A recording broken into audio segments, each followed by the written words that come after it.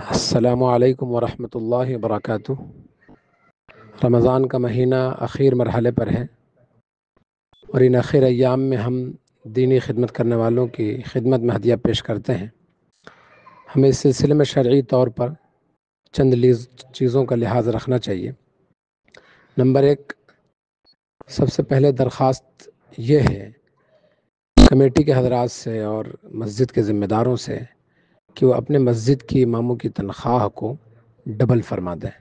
اور سینکڑوں مساجد اس پر عمل کر رہی ہیں۔ جنہوں نے نہیں کیا ان کو اور اس مسجد کے ذمہ دار لوگوں کو اس پر توجہ دینا چاہیے۔ نمبر 2، ہدیہ دینے میں انفرادی اور پرسنلی طور پر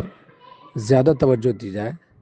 اجتماعی پہلو کی طرف توجہ کم کیا جائے۔ اور جو حضرات اجتماعی طور پر وصول کرتے ہیں اپنے اماموں کی خدمت میں ہدیہ و نذرانہ پیش کرنے کے لیے، ان کے لیے بہت ضروری ہے کہ زبردستی کسی سے وصول کرنا یہ صحیح نہیں ہے، اور اسی طرح حلال و حرام کی تمیز نہ کرنا یہ بھی صحیح نہیں ہے۔ اس لیے اس کا لحاظ ضرور رکھا جائے۔ اور کئی احباب ذمہ دار افراد دوسروں کی طرف سے جمع کرنے کی فکر کرتے ہیں، خود اپنی طرف سے خاموش طریقے سے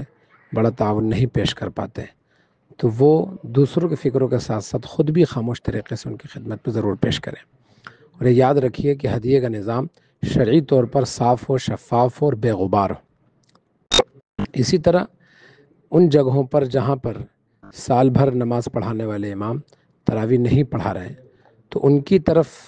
ہدیہ اور نذرانہ دینے میں توجہ نہیں ہو پاتی ہے،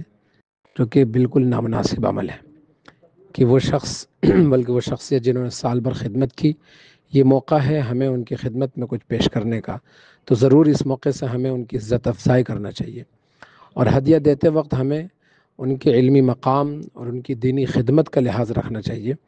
ان کی ذاتی ضرورت کو سامنے نہیں رکھنا چاہیے۔ بہت سی جگہوں پر جہاں پر ائمہ خوشحال ہیں یا ان کا کوئی ذاتی کاروبار ہے، تو وہاں اس طرف توجہ نہیں دی جاتی۔ ہمیں ہدیہ ان کے دینی مقام اور ان کے احترام کو سامنے رکھ کر دینا ہے۔ اسی طرح جو حضرات اس طرف توجہ دے سکتے ہوں کہ وہ اپنے ہدیے کی رقم کو 3 حصوں میں تقسیم کر لیں اور ایک بڑی رقم الگ کریں، اس کے لیے ایک حصہ اس کا اپنے امام کی خدمت میں پیش کریں، مسجد کے اسٹاف کو پیش کریں،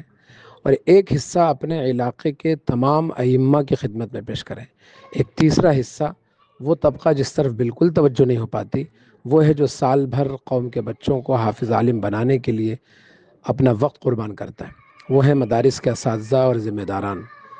ان تک ضرور ہمیں اپنی پاکیزہ رقم ہدیے کی شکل میں پیش کرنا چاہیے اور اس طرف توجہ دینا چاہیے، تو 3 حصوں میں کرنے پر یہ تمام جگہوں پر آپ کی ہدیے کی رقم پہنچ جائے گی۔ اسی طرح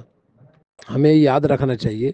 کہ جن جگہوں پر دینی کام کرنے والوں، دینی خدمت کرنے والوں کی قدر کی گئی، ان کی نصرت کی گئی، ان کا ساتھ دیا گیا، اور ان ائمہ اور دینی خدام اور قائدین نے بھی صحیح طریقے سے توجہ دی، تو ان جگہوں پر ایمان و عمل کی مضبوط شکلیں زندہ ہوئی ہیں، اور وہ ایمان پر باقی نہیں رہے ہیں صرف، بلکہ ان کی نسلیں بھی ایمان پر باقی رہی ہیں۔ اور جن جگہوں پر ائمہ کی خدمت نہیں کی گئی، ان کو معاشی طور پر بے فکر نہیں کیا گیا، اور وہ وہاں پر بہت لمبی خدمت نہیں کر پائے، تو ایسی جگہوں پر فتنے بہت جلدی اپنے پاؤں جما لیتے ہیں، اور ایسے لوگوں کے لیے اپنے ایمان کی حفاظت مشکل ہو جاتی ہے۔ تو ضرور آپ اس طرف توجہ دیجئے اور ان دینی کام کرنے والوں کی خدمت کیجئے، عزت افزائی کیجئے، انہیں قدر کی نگاہ سے دیکھیے، اور ان کی خدمت میں جو کچھ پیش کیجئے وہ شرعی طور پر اس انداز سے پیش کیجئے کہ وہ ان کی سالانہ خدمت کا عوض ہے، وہ ان کی دینی خدمت کا عوض ہے، تاکہ شرعی طور پر بھی ہمارا یہ عمل بے غبار ہو، صاف اور شفاف ہو۔ ہدیہ دینے کے سلسلے میں ایک چھوٹی سی درخواست یہ بھی ہے کہ ہدیہ دینے میں اشیاء اور سامان کی طرف توجہ کم اور نقد رقم کو ترجیح زیادہ دیا جائے۔ بعض جگہوں پر اماموں کی خدمت میں کپڑے بہت سارے پہنچ جاتے ہیں اور خوشبو اور دیگر چیزیں، اور بعض دفعہ وہ مزاج کے مطابق نہیں ہوتی ہیں چیزیں، تو استعمال میں نہیں آ پاتی ہیں، اور بعض جگہ ایسا بھی ہو جاتا ہے کہ کچھ بھی نہیں پہنچتا، تو اس میں اعتدال کی صورت اپنائی جائے اور نقد رقم پیش کرنے کی طرف زیادہ توجہ دی جائے،